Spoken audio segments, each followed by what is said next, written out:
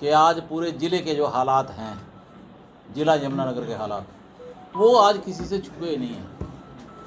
विशेष तौर पे कानून व्यवस्था के बारे में एक चीज़ जो मुख्यमंत्री जी हर बारी जब ये बजट पेश करते हैं या राज्यपाल जी का अभिभाषण विधानसभा के अंदर पेश करते हैं, तो कानून व्यवस्था के ऊपर बड़ी बड़ी डींगे मार के उसमें लिखते हैं कि कानून व्यवस्था ये है, मुकदमे पहले से कम हो गए, मतलब तरह तरह की बातें उसमें लिख करके एक तरह से विधायकों को भी ये गुमराह करने का काम करते हैं।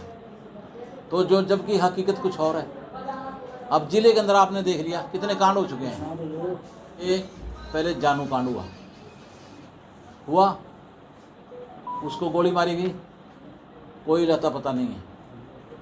उसके बाद एक दूसरा और कांड हो गया सडौरा के अंदर, तीसरा और हो गया। एक साथी ने, पत्रकार ने मेरे पास फ़ोटो डाली थी और मैंने वो सारी देखी, मुझे बड़ा तरस आया। ऐसा लगता कि अगर मेरे परिवार का सदस्य इस प्रकार से चित रहे हो, कुट रहे हो और मार रहे हो तो कैसा लगेगा। अपने ऊपरी बात आती है, अपने मन में ये सोच होती है कि ओहो भाई हम भी अपने को समझाएंगे, भाई तुम दूर रह करो ऐसी चीज़ों से। उसको कितने लोग लगे हुए हैं, कोई डंडे से, कोई सरिये से, कोई लाठी से। संत थॉमस स्कूल के सामने आपने देखा। उसके बाद गोली चलाई एक बुजुर्ग के ऊपर, वहाँ पर रदौर के अंदर दौड़ गए, कोई पकड़ा नहीं जा रहा है। फिर उसके बाद क्या है कि रदौर के अंदर खुद पुलिस को एक पेट में गोली मार दी और एक उसकी बाजू में यहाँ गोली लगे, जो कि यहाँ से निकली जा करके अंदर। वो अपनी ज़िंदगी और मौत से लड़ता रहा और अब अस्पताल के अंदर है। कोई सुनने गिनने वाला नहीं है, पुलिस सुनने वाली नहीं है। तो इसी प्रकार से अब उससे भी बड़ा कांड अब आपने ये देख लिया यहाँ पर। इससे बड़ा और क्या होगा। एक जान बचाने के लिए एक बहती हुई यमुना नदी के अंदर, जहाँ की धार बहुत ज़्यादा है, जो उसमें चला जाए वो बच नहीं पाएगा, वापस नहीं आएगा। लेकिन अपनी जान दिख रही थी कि हो सकता है कि मैं बच जाऊं, लेकिन बचे नहीं।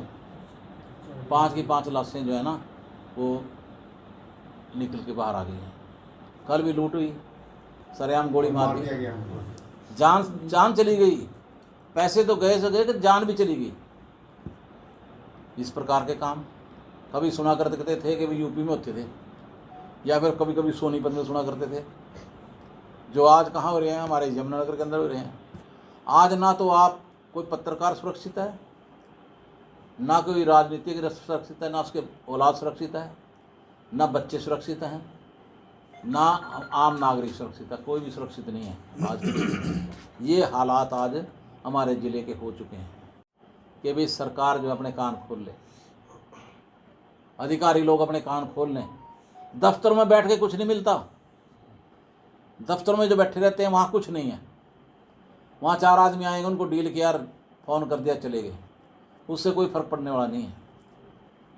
आज उस चीज़ की ज़रूरत पड़ गई जिस प्रकार से विक्रमादित्य के राज के अंदर रात को राजा जाया करता था और बेस बदल करके दुकानों पे, सड़कों पे उनमें घुमा कर जनता के अंदर जाया करता। आज उस प्रकार से छोटी छोटी दुकानों, जहाँ पर नाई की दुकान है बाल कटवाने के बहाने, चाय की दुकान है चाय पीने के बहाने, जहाँ पर शराब के ठेके हैं उन ठेकों के आसपास दुकानों के बहाने, उन पर जाने के बहाने, आज वहाँ से अधिकारियों को CID लेने की ज़रूरत है।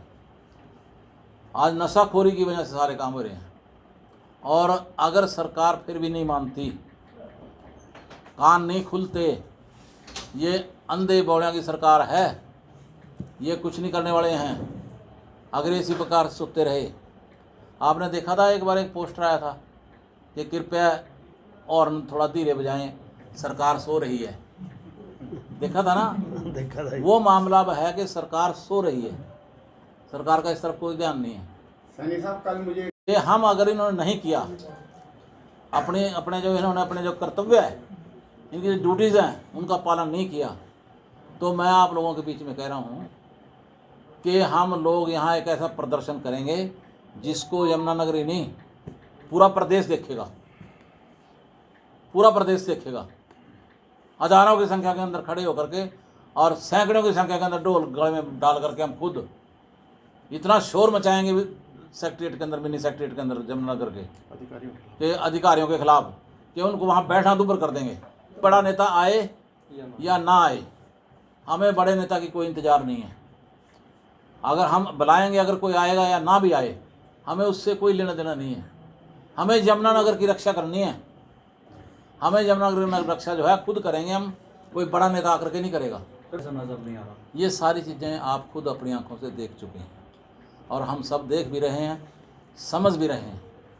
लेकिन ये सरकार ऐसी सरकार है, ऐसा तो पूरी ज़िंदगी के अंदर 65 साल की ज़िंदगी के अंदर मैंने ऐसा नहीं देखा कि हर तीसरे चौथे दिन मर्डर, हर तीसरे चौथे दिन मर्डर। इससे माड़ी हालत कोई हो नहीं सकती। डर, इससे ज़्यादा डर नहीं कोई हो सकता।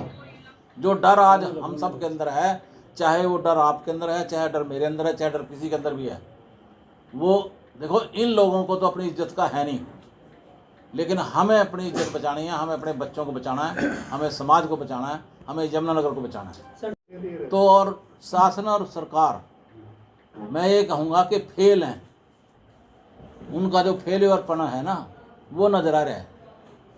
मैं ये नहीं कह रहा कि शासन और प्रशासन और सरकार ये क्राइम करने में सहयोग दे रही है, लेकिन फेल्योरपन जो होता है, जब सरकार फेल होती है, वो भी आप एक प्रकार का सहयोग ही मानो। जो सत्ता से जुड़े नेता हैं, उनको त्याग पत्र दे देना चाहिए। जो यहाँ पर शिक्षा मंत्री बैठा है, सबसे पहले तो उसकी ड्यूटी बनती है कि मुख्यमंत्री जो कहेगा ये रखा है इस्तीफा।